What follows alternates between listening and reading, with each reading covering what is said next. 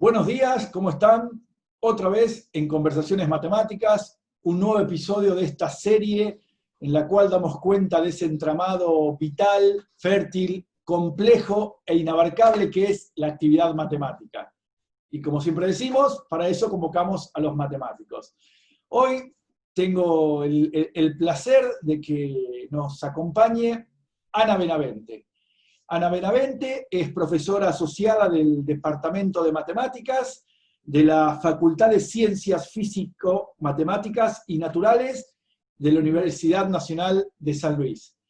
Ana, nos conocemos hace un tiempo, agradezco mucho que te hayas animado a contar tu historia, tu recorrido, tus experiencias matemáticas que creo que van a ser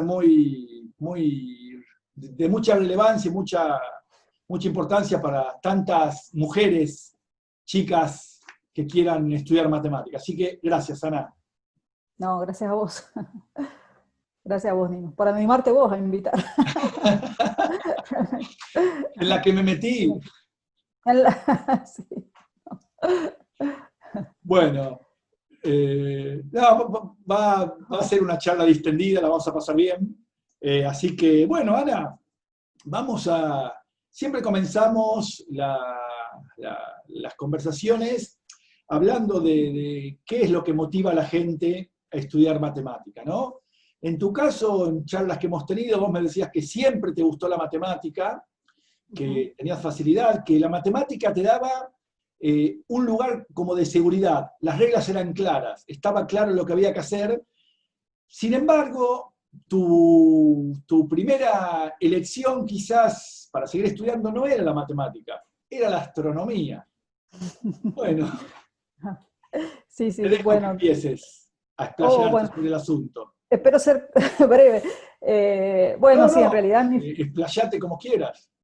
en mi familia todo lo que es la ciencia siempre estuvo muy presente por mi papá, en las cenas. Agarraba una naranja, agarraba una linterna y nos empezaba a explicar las fases de la luna y cosas así. Mi papá era ingeniero químico, pero le gustaba mucho la ciencia. Y bueno, siempre había mucha motivación por ese tipo de cosas y de preguntarle cómo funcionaban las cosas y él siempre dispuesto a responder. Y bueno, nada, y también de muy chica recuerdo que con mis hermanas y mis primos jugábamos muchísimo a los juegos de mesa. Es lo que había, reglas claras, movimientos precisos y a llegar al último casillero como se pudiera, sin hacer trampa, obviamente. Entonces, para mí la matemática estaba muy ligado a eso. En la primaria me encantaba y pedía más sumas para resolver a la maestra, que pedía sumas. Y nada, después nunca supe que existiera la profesión o no sabía qué era ser matemático. Entonces siempre la ligaba a la matemática como una ayuda para resolver otras cosas. Entonces en la escuela tuve muy buena preparación en física, en química, astronomía, en cosmografía.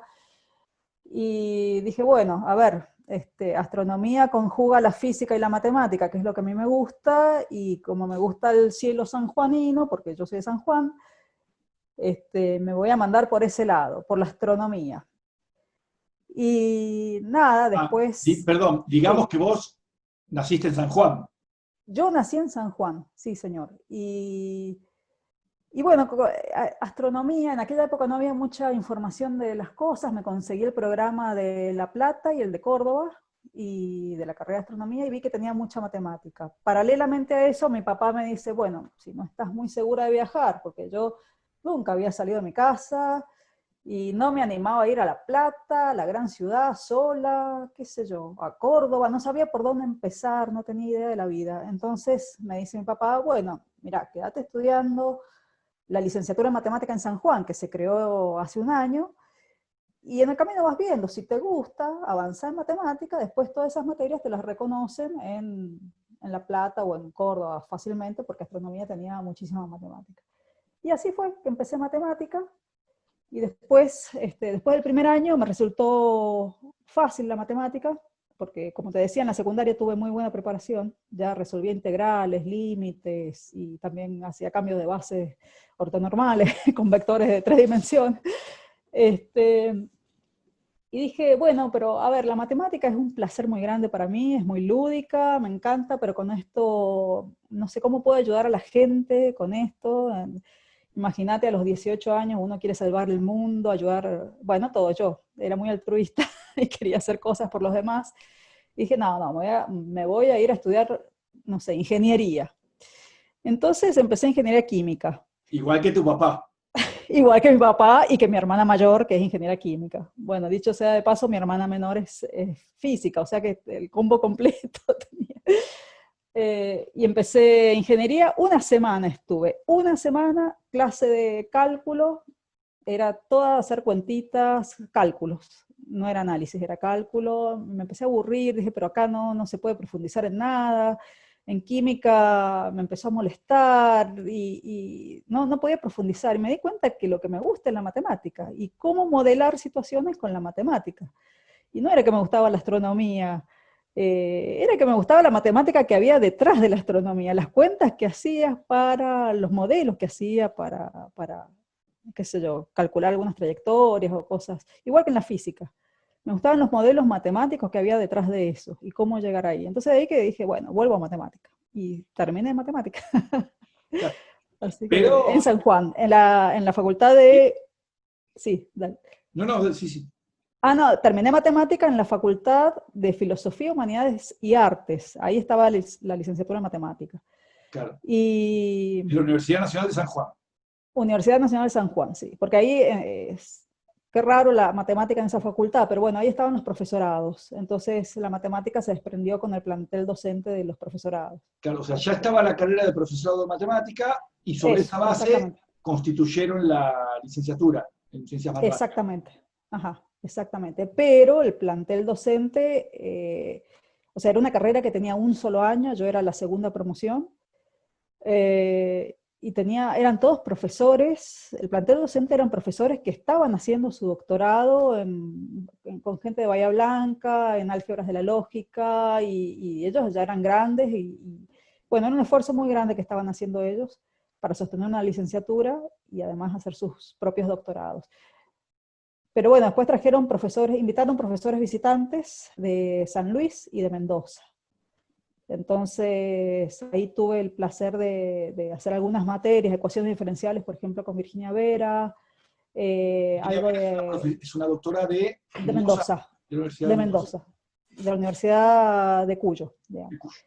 No, perdón, creo que ella está, sí, en la Universidad de Cuyo y creo que trabaja en económicas. En realidad ya se jubiló Virginia Vera, pero Virginia estudió en San Luis, o sea, por eso hablamos del semillero cuyano, me parece. Virginia estudió en San Ya Luis, después vamos a ir, Virginia sí, era pero egresó, dale. Y también lo conocí a Felipe So en análisis. un, Y un- bueno, en San un gran Juan tenía matemático de la Universidad Nacional de San Luis. perdón, claro, yo hablo como si fueran mis parientes, pero Ah, bueno, yo te voy, como si todos lo conocieran, y pero vos andás metiendo son de alguna los manera títulos. una gran familia, ¿no? Claro. Yo creo que sí, sí, sí, yo creo que sí. Lo conocí al doctor Felipe So, de la Universidad Nacional de San Luis, que fue a dar una materia optativa, invitado en San Juan a dar una materia optativa. Y, y a mí me gustaba el análisis, y digamos que la orientación en San Juan era más bien para el lado del álgebra de la lógica, y bueno, me fui arrimando para el lado de los analistas, de alguna Claro. manera. Eh, quiero esto que en lo que charlábamos, si algo dijiste, también había una cuestión de esto, de pensar que cuál era la utilidad de la matemática, ¿no? Cómo la Ajá. matemática, o sea, me dijiste algo en una de nuestras charlas previas, como que sentías que con la matemática no ibas a poder salvar el mundo, ¿no? Claro, Claro, era un vuelo intelectual claro, pero a la vez muy abstracto. está bien, sí, obvio, Ah, pero a la vez esa urgencia adolescente, ¿no? De querer sí, intervenir y ya, quiero hacer algo ya mismo y modificar el rumbo de las cosas, ¿no? claro, exactamente. Hasta que después me di cuenta que lo mejor en todo el transcurso de mi vida, ya estoy grande, este, me he dado cuenta que lo que mejor me sale es lo que hago con pasión. Si no lo hago con pasión y con gusto, todo el deber ser o el deber o todo lo demás no me sale o lo hago mal o qué sé yo. Entonces, ¿por qué no volver a lo que me gustaba, que era la matemática? Y si ahí voy a ser buena, no buena, voy a ser más o menos, pero Pero es lo que Que voy te a gusta. sentirme cómoda Sí. y bueno, y ahí quedé, en la matemática. En todo caso, desencantarse de lo que uno pensaba que le gustaba. Bueno, claro, exactamente. Eso. Y claro, y lo que me decías es, con todo el esfuerzo que hacía la gente de San Juan, igualmente había unas Sí. ciertas limitaciones, ¿no? Porque vos no tenías claro, me gustó esta anécdota que me contaste, que te recibiste licenciada en matemática y dijiste, bueno, ahora voy a buscar trabajo. Pero buscar trabajo no era trabajo con matemáticas, sino buscar No, trabajo tremendo. fuera de la academia. Claro, exacto. Fíjate que era tan nueva la licenciatura en matemática en San Juan que yo estudiaba por apuntes de los profesores, y esos apuntes a lo mejor venían de otra facultad o qué sé yo. El tema es que en el programa nos daban la bibliografía, pero uno iba al apunte, a lo que tomaba nota en el pizarrón, no había... Y yo siempre iba al libro, porque mi papá, que era ingeniero químico, había estudiado análisis matemático con el Rey Pastor, que de hecho lo tengo atrás, a ver si la... Mira, ese verde que está ahí, Claro, es el ahí, Rey Pastor, el legado de mi papá, él se los compraba, y yo dije, a ver, papá, entonces saqué el libro, el Rey Pastor, y empecé a estudiar mis primeras materias con el Rey Pastor, un lujo. es la edición de tapa dura de Editorial Capeluz, esa, yo Sí, tengo uno. tapa dura, exactamente. Exactamente. Tiene la firma de mi papá, bueno, el recuerdo de mi Ah, papá que ya falleció, bueno, qué y está lindo. ahí en la biblioteca, un poco de adorno, pero también era mi primer libro, qué sé yo. Entonces, cuando Felipe viene y nos pregunta, qué sé yo, que lo entrevistamos con otra compañera porque queríamos saber qué era esto, qué se podía hacer después, y Felipe nos pregunta, bueno, a ver, topología, ¿qué libro vieron en topología? Y nosotros nos mirábamos, una vergüenza, no sabíamos qué libro habíamos usado. Después con el tiempo me enteré que era el Dugunji, que las notas eran del Dugunji, un clásico de topología. Bueno. Y nada, no teníamos muchas herramientas para saber qué seguía después, porque recién en San Juan se estaba armando la licenciatura, que era el primer paso. Y después bueno, de los primeros egresados de San Juan, la historia fue más o menos así. Un compañero mío, Víctor Fernández, que era compañero mío en la secundaria y empezó a Ah, estudiar conmigo, él se fue a Campinas, consiguió una beca y se fue a Campinas, hizo maestría y doctorado en Campinas, en lógica. Después otro grupito, Ivana Carrizo, también compañera mía, y yo nos vinimos a San Luis a hacer la maestría en matemáticas. O sea, ni siquiera sabíamos que había un doctorado. Veníamos a hacer una maestría a ahora San vamos a hablar de Luis. la maestría después también, vamos a profundizar, sí, sí. Y, Vale, y después éramos pocos egresados, 3 o 4 por cada año, claro, digamos. Así que no sabíamos, bueno, a lo que voy con la anécdota que me preguntabas, salí a buscar trabajo, se instalaba un supermercado en San Juan y yo me fui con otras amigas a la cola del supermercado, a recursos humanos, a ver si podía conseguir trabajo. Nos tomaban un test. El test era puras cosas lógicas, así de figuritas, de secuencias lógicas, y uno tenía que elegir cuál era, un test muy estándar que hay. ¿qué puestos pedían? ¿Era para desempeñar qué funciones? Cajero, repositor, Ah, está bien. nada, básico. Entonces, a la semana entregaban los resultados en una lista. Obviamente quedé primera, porque era todas secuencias lógicas del test. Entonces, yo iba a cajera, ojo, me iba a un puesto mayor. Bueno, nada, y era una locura, era una soncera, era decir, bueno, algo tengo que hacer, y como no sé qué hacer, paralelamente a eso, fueron a la facultad ahí en San Juan, Felipe Soy y Alejandro Neme, a promocionar la maestría en Perdón, matemáticas en Alejandro San Neme, Luis. otro profesor Perdón. del Departamento de Matemáticas de Alejandro, la Universidad Nacional de San Luis exacto, ahora es el actual presidente de la UMA, y el actual Alejandro, presidente de la Unión Matemática Argentina. Matemática Argentina, Claro. exactamente. Vinieron ellos dos a San Juan a promocionar la maestría en matemática, y venían con la oferta, bueno, venían ofreciendo una beca FOMEC en los 90 y algo, 96, 96, 97. 97, digamos. Claro, San Luis había concursado y tenía plata de FOMEC para fortalecer la maestría, entonces nos ofrecían una beca. Y agarré ahí nomás, me vine a San Luis con esa beca, era una beca linda, me permitía alquilar un monoambiente y comer y ahorrar, o sea, era bastante linda la beca. ¿Dudaste Así en que, hacerlo o no, fue? no, yo tenía clarísimo que quería seguir estudiando, me encantaba estudiar. Y dije, bueno, estudiar y que me paguen para estudiar, bárbaro. Entonces me vine a San Luis, me mudé a San Luis con una cama, un escritorio y mi bicicleta y listo. Me alquilé un monoambiente chiquito, divino, pero para mí era un sueño. Y nada, me instalé en San Luis a hacer la maestría sin tener noción de lo que venía después, que podía ser un doctorado. ¿Y, Así que bueno, y cómo sentiste una diferencia en el abordaje de la maestría con respecto a tu experiencia en San Juan? Porque sí, permitime decir esto, ¿no? El Departamento de Matemáticas sí, de San Luis es un departamento consolidado, con una amplia trayectoria, con muchos investigadores. En ese totalmente. sentido era diferente a la situación que tuviste en la Universidad de San Juan. Totalmente. Igual me sentía con más ánimos de venir porque veníamos un grupo de sanjuaninas, las Patricias sanjuaninas. ¿No? Veníamos un grupo de sanjuaninas, algunas habían sido profesoras mías en la Ah, licenciatura en San Juan, a hacerle justamente la maestría. Entonces éramos como 3 o 4 cursando las materias, apoyándonos, ayudándonos mutuamente.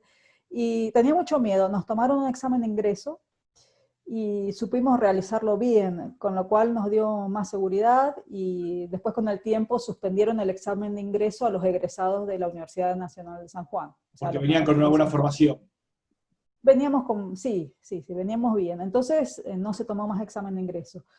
Y después sí, me costó, yo en San Juan me sentía muy segura, tenía muy buen promedio, abanderada, mejor promedio de la universidad y bla, bla, bla, pero era un camino de mucha seguridad y en análisis no tenía buen entrenamiento. Entonces algunas cosas me costaban en San Luis cuando empecé la maestría. Y paralelamente a haber empezado la maestría, como contraparte de la beca FOMEC, yo tenía que dar clase como auxiliar alumno, una cosa así. Así que, bueno, ahí ¿Ese empecé fue a tu comienzo? foguearme. ¿Ese fue tu comienzo en la docencia universitaria? Sí. Bueno, en San Juan tuve una ayudantía de alumno, pero esta vez fue la primera vez que yo estaba sola a cargo de un grupo, como ayudante primera, digamos, en la parte de la práctica. Que, bueno, con los nervios del caso, pero uno se va dando cuenta que no está tan mal, digamos. Así que, y me costaba mucho análisis, pero bueno, qué sé yo, en el camino siempre me fui tirando para el lado del análisis. ¿Por qué Este, pensás que elegiste análisis? Quizás por esa... porque, bueno, hay que volver atrás de nuevo, hay que volver a la secundaria. La ¿Sentías que primera vez, la cuestión de tener ¿ah? modelos que describieran las cosas te los permitía por ahí más el análisis que el álgebra? Yo creo que sí, que venía por ahí. Yo creo que, y siempre en la secundaria, cuando vi la definición de límite y que se podía expresar matemáticamente a la perfección una idea tan esotérica, qué sé yo, tan rara, siempre me gustó, me apasionó por ahí esa parte. Siento que tengo más intuición en el análisis y que también genera cosas más, modelos más aplicados. No sé, a lo mejor es muy ignorante mi visión en eso, pero siento que va por esa parte, por ahí. Y empecé a tomar cursos en aproximación lineal semi-infinita con Virginia Vera, de Mendoza, que era también profesora de la maestría en San Luis, era profesora visitante de San Luis, y con Rubén Puente también, el doctor Rubén Puente. Y después, justo en esa época, había plata para traer un montón de profesores visitantes, y me acuerdo que invitaron a Carlos Cabrelli a dar un curso de wavelets a San Luis. Y me encantó el tema. Me encantaron las wavelets, me encantó el tema de las aplicaciones, me encantó. Bueno, no sé, me gustó mucho ese tema, entonces abandoné la aproximación semi-infinita y empecé a tomar un curso con él, después tomé otro, después le pedí que fuera, si quería dirigirme en la tesis de maestría. Eh, y bueno, ahí por eso empecé ese camino. Si bien estaba fascinada con las aplicaciones al procesamiento de imágenes y todas esas cosas, yo siempre hice cosas muy abstractas en wavelets. De hecho, mi tesis de maestría tiene que ver con análisis de multirresolución, bueno, cosas muy, este, nada, caracterización de espacios y cosas así, que no eran muy aplicables en un momento. Pero bueno, después pude trabajar, bueno, a ver, cuando conocí a Cabrelli, algunos de los cursos, bueno, termino mi tesis de maestría en matemática y después comienzo el doctorado, con una beca de CONICET, con Cabrelli también. Ahí ya lo tenías claro, en la maestría ya, durante el transcurso de la maestría, te quedó claro que ibas a seguir el doctorado. Sí, eso sí, me quedó claro. Fue un camino largo, generalmente los alumnos en la licenciatura ya saben que quieren pasar al doctorado. Yo, como venía con un caminito lento, agarré la maestría primero. Claro. Apliqué a CONICET con Cabrelli. ¿En qué año estamos Y hablando, más o menos? 99, 2000, no, 2001 terminé la maestría. 2000, 2001, por ahí. Bien. Más o menos, 2000, por ahí. Y empecé a hacer el doctorado, algunas materias las hice en Buenos Aires, fue un periodo muy cansador porque viajaba, como daba clases en San Luis, yo viajaba el miércoles a la noche, dormía en el colectivo, llegaba el jueves a la mañana a la UBA, llegaba a Retiro, de Retiro era correr a lo de mi hermana, porque tenía a mi hermana viviendo en Buenos Aires, tiraba la mochila, tiraba todo ahí, me lavaba la cara, agarraba no sé en qué me iba en colectivo, a exactas, en exacta cursaba algunas materias, después de la tarde volvía a lo de mi hermana, buscaba la mochila, charlaba algo con ella, a Retiro, de Retiro a San Luis, así el viernes, daba clase de nuevo. Fue una época pesada, pero bueno, muy interesante, conocí mucha gente copada, y bueno, nada, también pude viajar afuera, hacer algunas cosas, cuando empecé a ver el tema de wavelets, invitamos a San Luis a Ole Christensen, un profesor de la Universidad Tecnológica de Dinamarca, a trabajar en algunos temas y a darnos algunos cursos, y me gustó el tema. Este hombre trabaja en frames, que es una teoría pariente de las wavelets, y nos invitó a un workshop a Dinamarca, a mí, a otra compañera, Ivana Carrizo, y a otra compañera de Buenos Aires, a Sigrid Heineken, seguramente la conoces. Bueno, y fuimos a Dinamarca un mes a trabajar con este hombre, y después, bueno, volví a Argentina al mes siguiente, Carlos Cabrelli había empezado un proyecto con gente de Francia, con Stéphane Mallat, que era digamos, el padre del algoritmo JPG para comprimir imágenes. Entonces era ingeniero y matemático, bueno, estaban en un proyecto en colaboración los dos, y fui a Francia 2 meses a trabajar allá. En cosas muy aplicadas, me sentí muy incómoda porque no tenía las bases, buena base en lo aplicado, que es lo que a mí me gustaba, pero Por ejemplo, ¿se estábamos... expresaba en términos de qué? ¿No programabas? No programaba, y además hacíamos un modelo matemático, pensábamos en un modelo matemático para caracterizar imágenes naturales.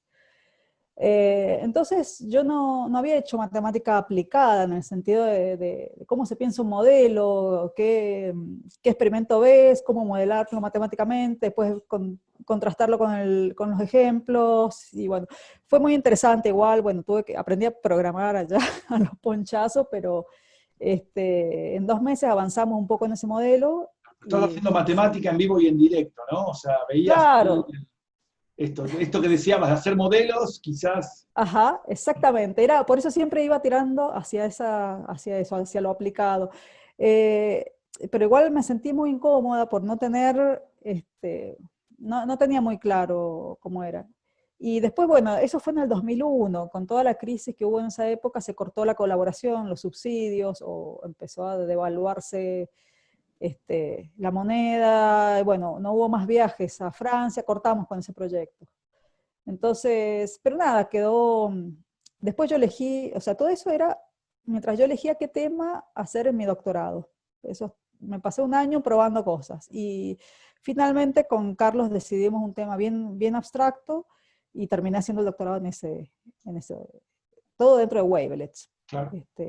Terminé el doctorado, me demoré un montón por estos viajes, porque yo estaba en San Luis, mi director en Buenos Aires, me costaba muchísimo interactuar, me quedaba colgada pensando en algunos ejemplos o en algunos errores, o trabada en algo, y no era lo mismo conectarme en vivo y en directo con mi director, o sea, personalmente, que mandarle un mail explicándole Claro. qué pensaba con este problema. Entonces, bueno, me demoré Sí, un montón. estoy pensando que quizás hoy por hoy estas situaciones de la virtualidad de estas herramientas facilitan esa comunicación. Totalmente, sí, totalmente.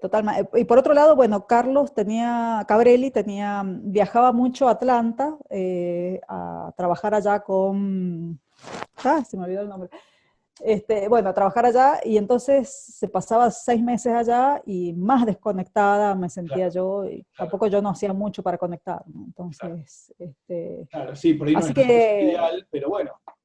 tiene una paciencia infinita Cabrelli, yo le agradezco tanto la paciencia que ha tenido para conmigo en el doctorado, pero súper generoso, siempre apoyando, siempre alentándome a seguir, y bueno. Así que nada, en un tiempo decidí que ya era grande y que tenía que terminar con el doctorado, que lo venía dilatando mucho. Y entonces me instalé un mes, tenía casi ya el borrador, me faltaban algunas cosas para completar, entonces me instalé un mes en Buenos Aires para terminar de escribir la tesis allá, cerca de Claro, Carlos, charlar más con exacto, él, claro, claro. y eso me ayudó un montón también bueno, a terminar, a ponerle un broche al tema de la tesis. Fue muy largo el proceso porque hice una tesis de maestría en un tema que tiene que ver con wavelets, pero era un problema distinto al que hice en el doctorado. Entonces, fue un camino larguísimo de posgrado, y Claro. bueno, Por y ahí ahí, quedó. hoy por hoy, los Sí. chicos ahí en la Universidad Nacional de San Luis, ¿siguen haciendo la maestría y después el doctorado o optan por el doctorado directamente? Para no hacer dos No, tesis, no, como... claro, lo que pasa es que, a ver, un poquito de historia. La maestría empezó en San Luis en el 80 y pico. Eh, Empezó un poco, hubo una recomendación de la Unión Matemática Argentina de adecuarnos al sistema estadounidense o como fuera, de hacer licenciaturas de 4 años y ahí nomás acto seguido una maestría de 2 años más. Claro, O sea que la formación tenía que ser más rápida y después el doctorado. Pero yo hice una licenciatura de 5 años y después la maestría de 2 y después el doctorado. El tema fue que San Luis se adecuó a ese estatuto estatuto no, a esa recomendación de la UMA. San Luis, Santa Fe, no sé si Bahía también, pero la UBA y Córdoba no se adecuaron a ese sistema de acortar la licenciatura a 4 años. Nosotros sí la cortamos a 4 y ahí nomás tenés la maestría. Entonces, los alumnos de San Luis van derecho al doctorado, tienen mucho más información, van derecho a hacer el doctorado. En el camino, si querés, podés presentar una tesis con tus primeros resultados del doctorado como maestría, y está permitido que esos primeros resultados sean como un primer capítulo de tu tesis doctoral. Entonces no tenés que hacer 2 tesis distintas, sino que vos vas a paso firme, tenés un paper publicado, lo escribís como una tesis de maestría y seguís con el mismo problema hasta terminar el doctorado, pero tenés un título intermedio que hoy por hoy ponerle, bueno, por ejemplo en San Luis, para ser profesor efectivo, profesor adjunto efectivo, tenés que tener un posgrado terminado. Entonces con claro. eso vos ya podés ir Maestría, terminando, claro. claro, podés ir acortando todo el proceso un poquito más.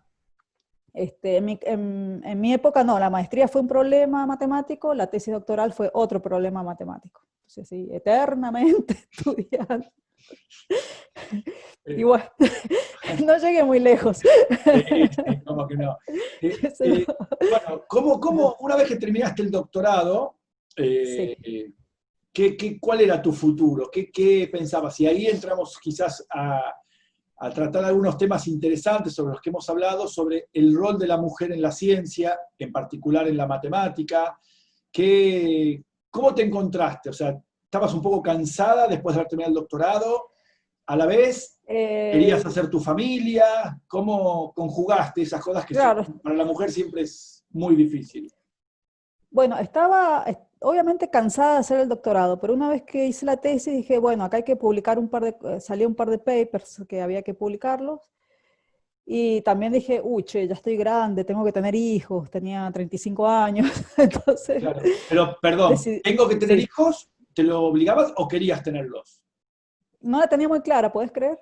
O Es sea, como que qué, tocaba tener hijos. qué Y yo, bueno, qué bueno, qué bueno que digas eso, ¿eh? Es muy... claro, pero no me arrepiento para nada, pero una vez que uno ya cruza el charco para el lado de tener hijos, la vida cambia, siempre va a quedar hacia Sí, ese lado. modificada La completamente. prioridad son los hijos, es así.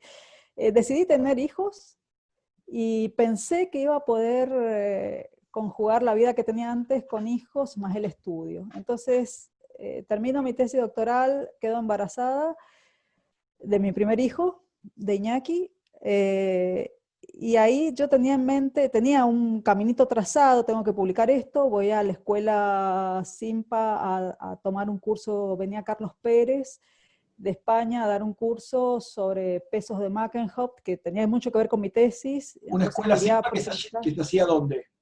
En Córdoba, En Córdoba. en Córdoba. Tenía beca, tenía todo para ir a la escuela.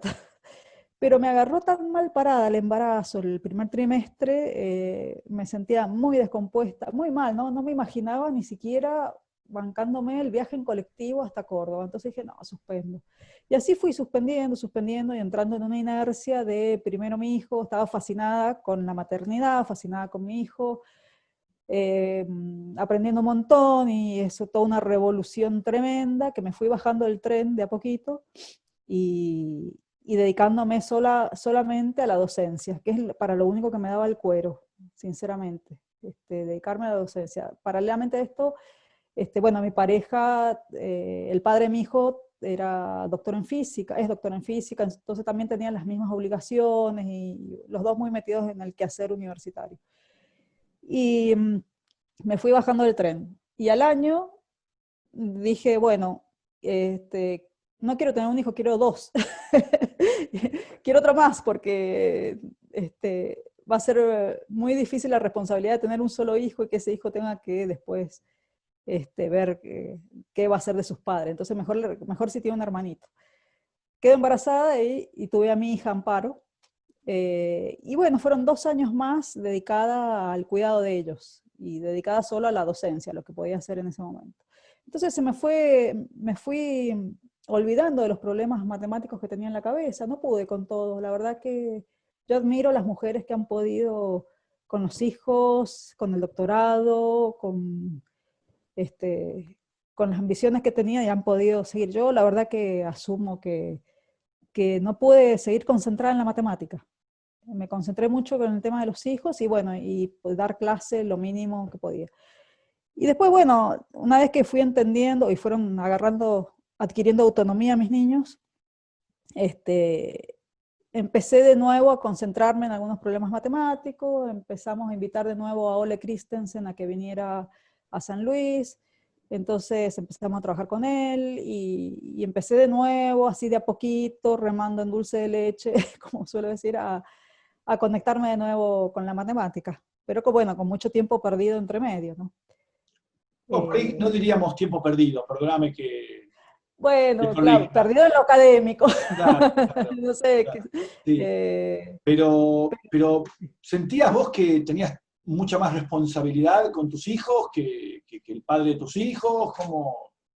O sea, ¿había algo en Eh, vos que no sé, es difícil decirlo en público, pero sí, pero porque yo asumí claro, que tenía que ser así. Perdón, yo asumí que tenía que ser así. Yo asumí que al médico lo tengo que llevar yo, que a la escuelita lo tengo que llevar yo, que eh, es como que me parece que fue una decisión personal de que, o no sé, una cuestión cultural o lo que fuera, de que, bueno, yo tenía que hacerme cargo de todas las cosas de los chicos.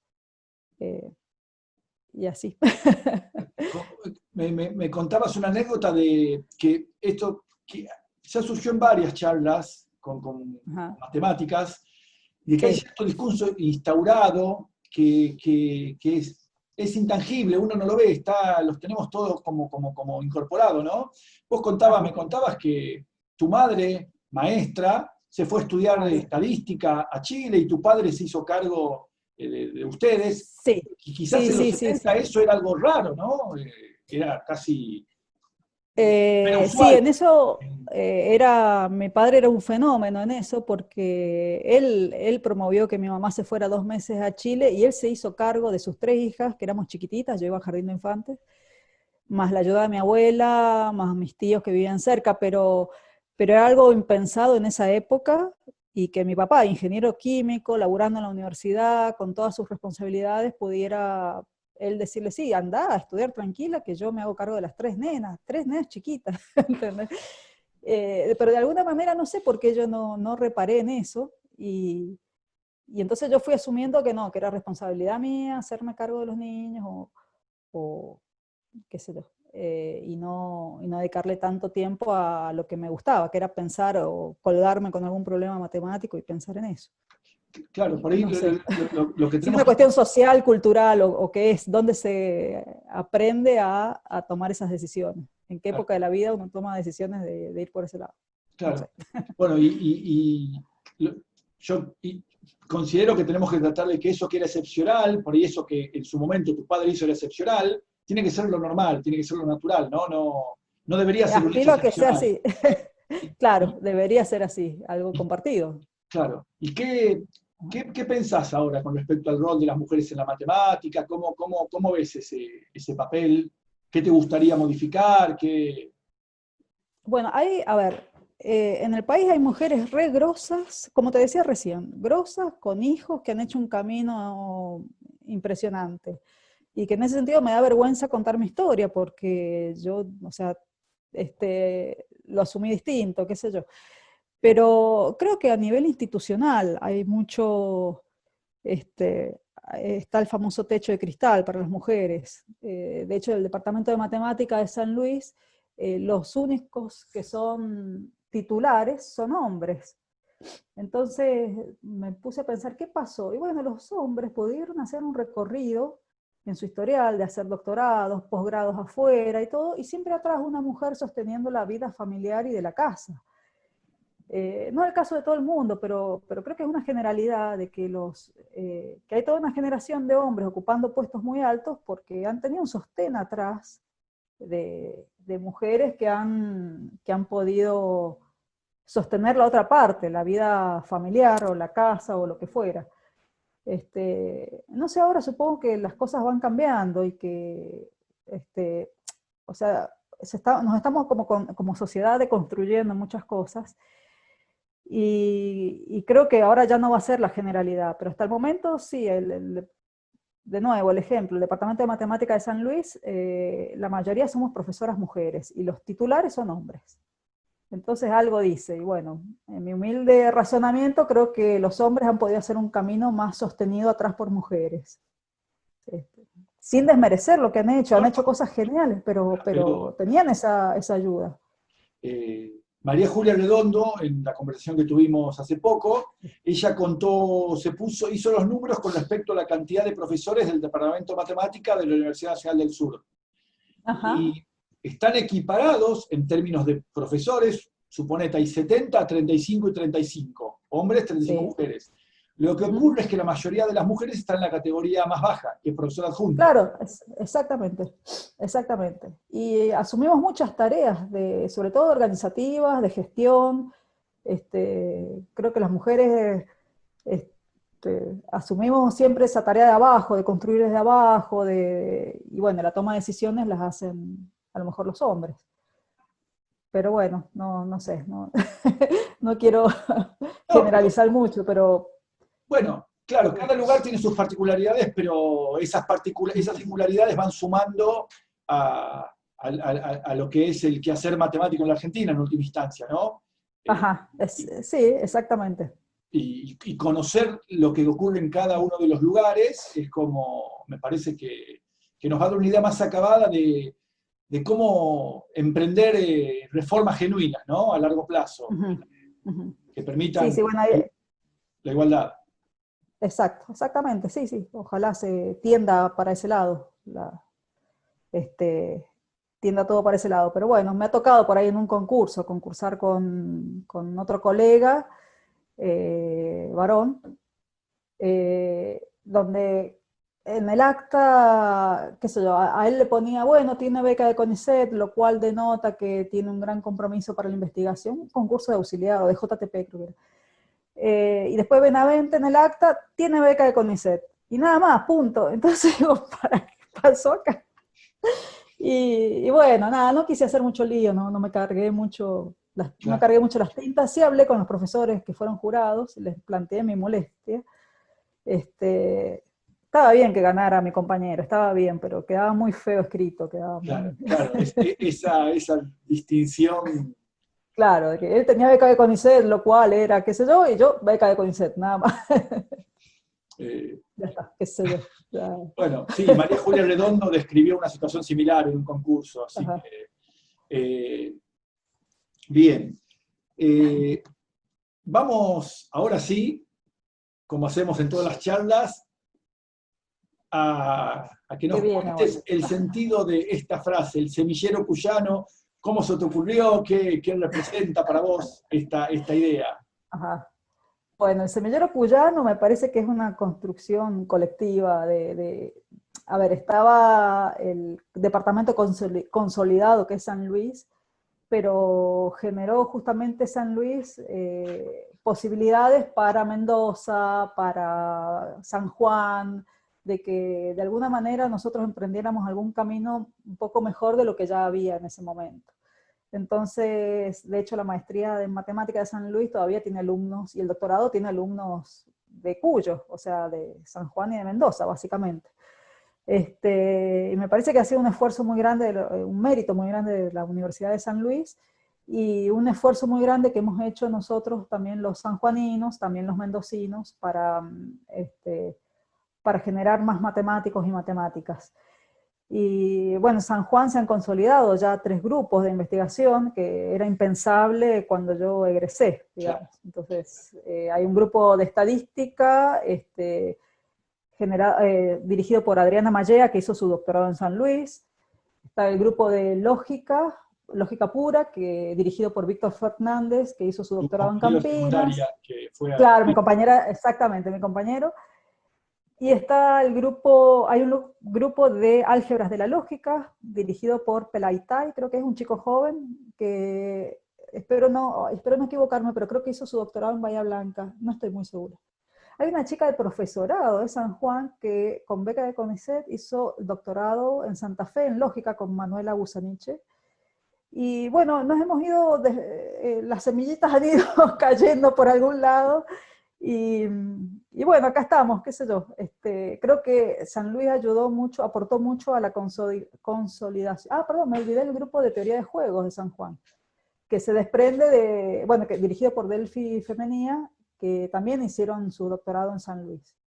Entonces, si bien son grupos con trayectorias a lo mejor no tan consolidadas como la de San Luis, pero bueno, todo sirve, todo está en ebullición. Y de Mendoza no conozco mucho, pero sé que del grupo de los que egresaron con Virginia Vera, está ahora Pablo Ochoa, que está dirigiendo chicos en el doctorado, en Sí, ecuaciones diferenciales. creo que a Mendoza también fue Sebastián Simondi de la Universidad Nacional Ajá, de Córdoba y Enzo ajá, Tina de Buenos Aires, que hace álgebra, también se radicaron en ajá. Mendoza, en la Universidad En de Mendoza, Cuyo. sí, sí. En Mendoza crearon hace poco, bueno, hace 10 años tal vez, la licenciatura en Ciencias Básicas. Fue un proyecto de Virginia Vera, creo.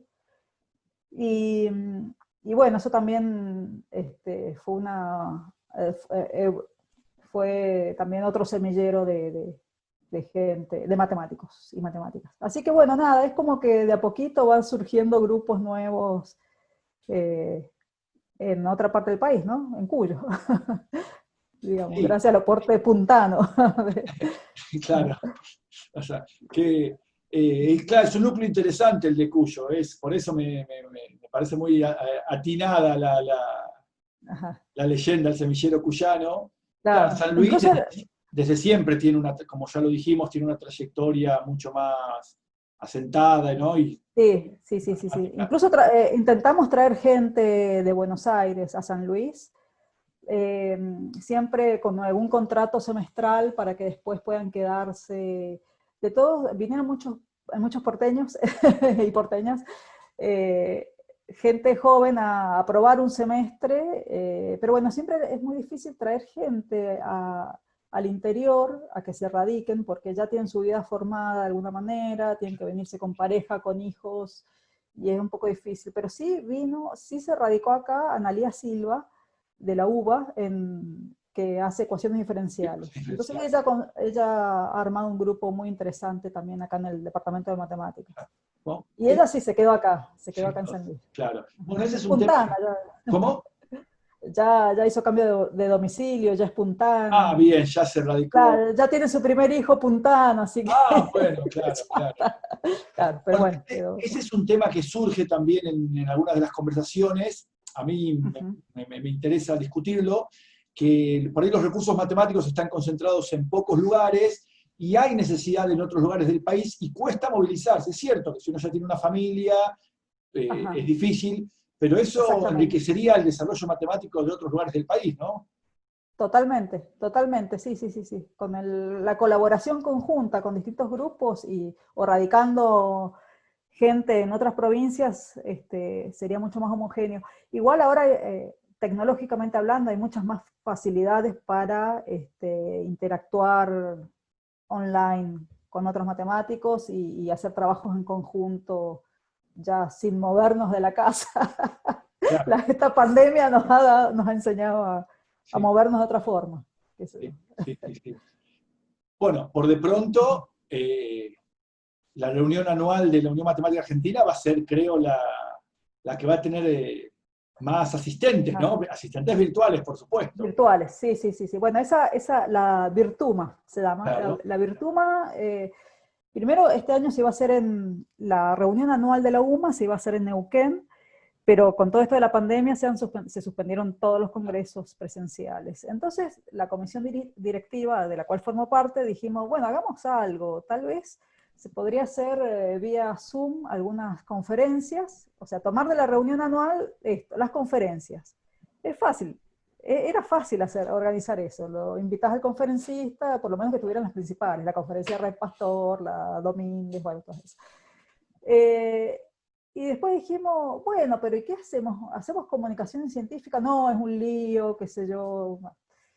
Y justamente se ofrece Emilio Lauret, de la Universidad del Sur, pregunta, ¿no? Che, van a hacer, está entendido que va a ser virtual, pero van a hacer comunicaciones, porque estaría bueno, los chicos nuevos que comuniquen. Claro, es un espacio. Y se le ocurrió a él hacerlo tipo foro, bueno, tomó la posta Emilio Lauret con otro grupo, que ahora son la comisión organizadora de la Virtuma, y armaron el congreso virtual, lo están armando, con un montón de desafíos, un montón de propuestas, porque también está la reunión de educación matemática, se plegó también a esta propuesta, y han salido cosas muy interesantes, y la verdad es todo un desafío, pero viene bien armado,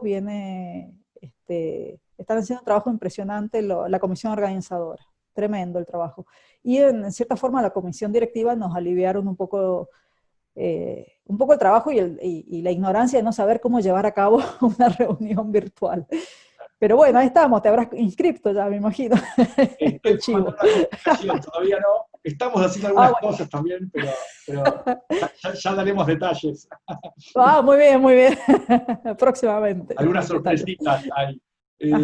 Ana, genial. Estamos con las cuestiones virtuales. Otro tópico recurrente en las conversaciones es la utilización de las computadoras, tanto en la investigación como en la enseñanza.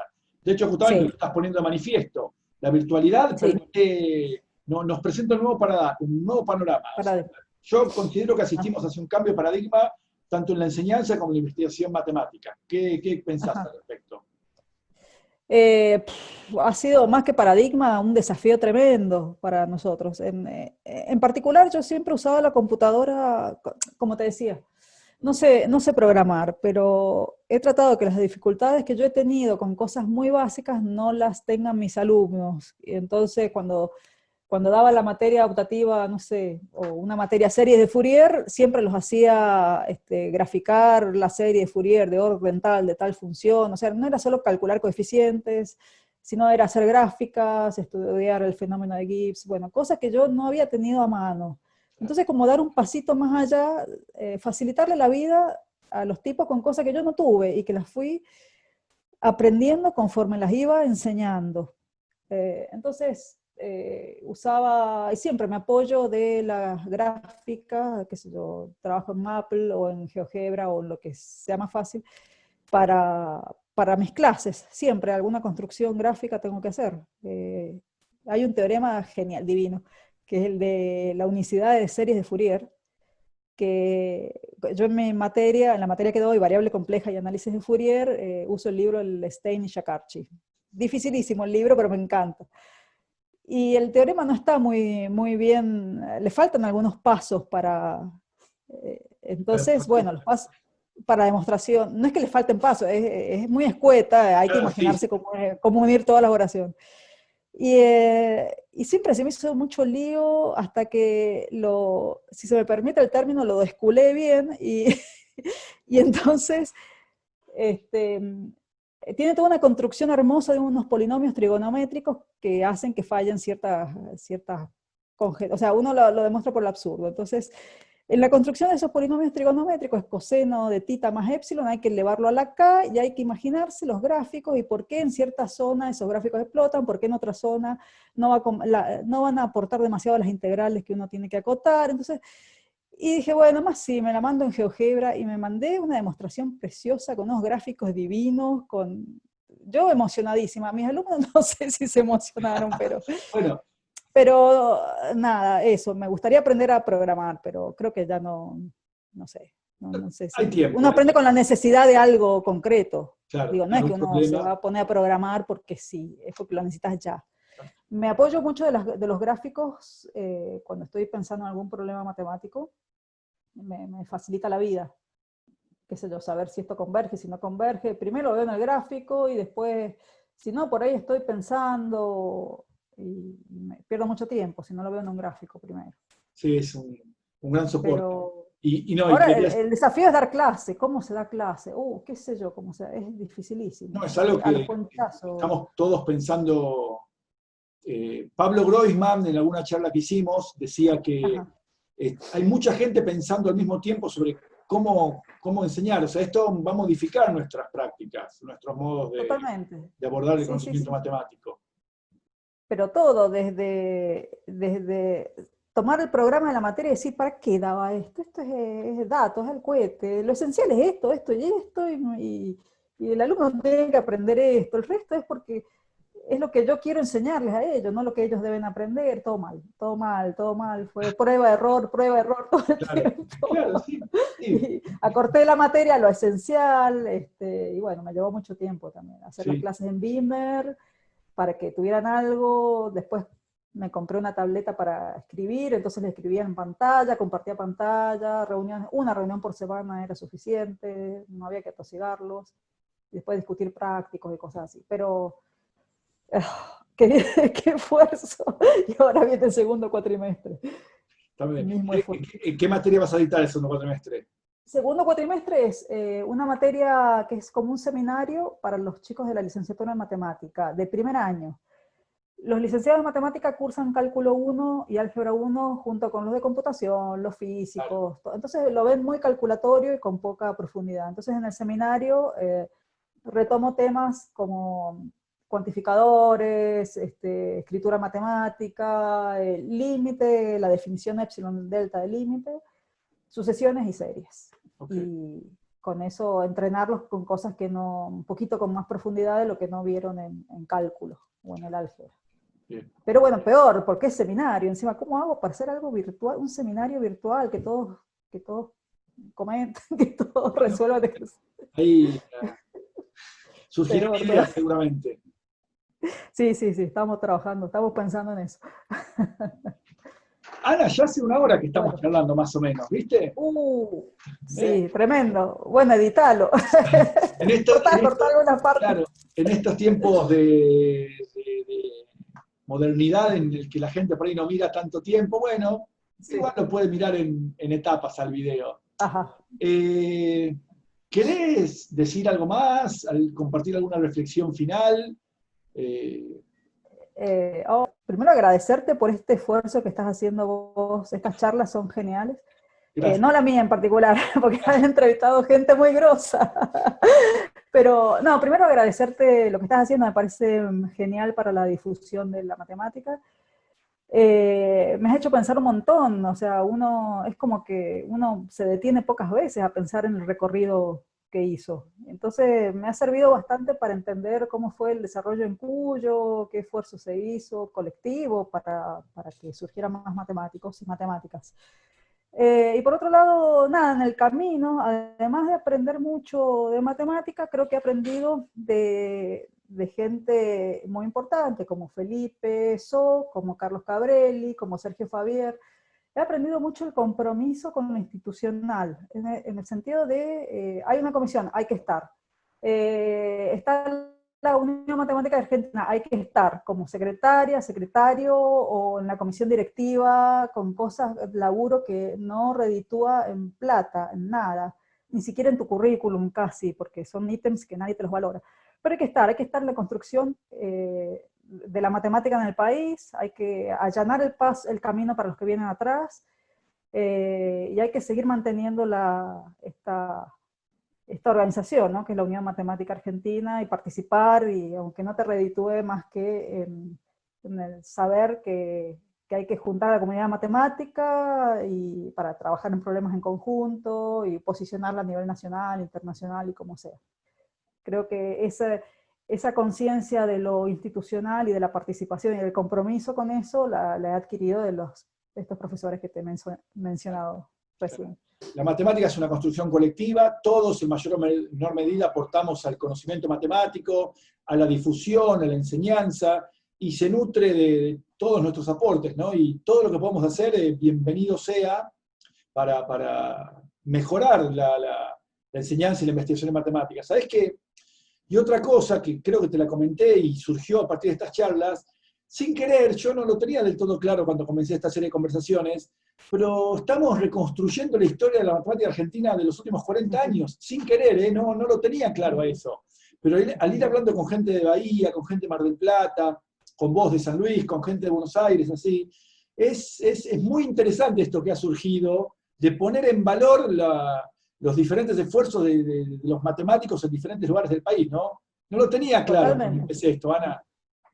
No, totalmente. Por eso está buenísimo el trabajo que estás haciendo. Está muy bien, está muy bien. Así que, bueno, gracias por la charla, Ana. No, gracias a vos. Salió muy bien. Alguna interrupción de internet, pero bueno, estamos todos conectados con internet, así que te agradezco. Espero que nos veamos pronto. En la Virtuma. En algún salón de Zoom. Ahí nos vamos a encontrar seguramente, así que bueno, te mando un gran abrazo y que tengas un buen día. Gracias, Nino, gracias. Nos vemos. Nos estamos viendo, Ana, hasta luego.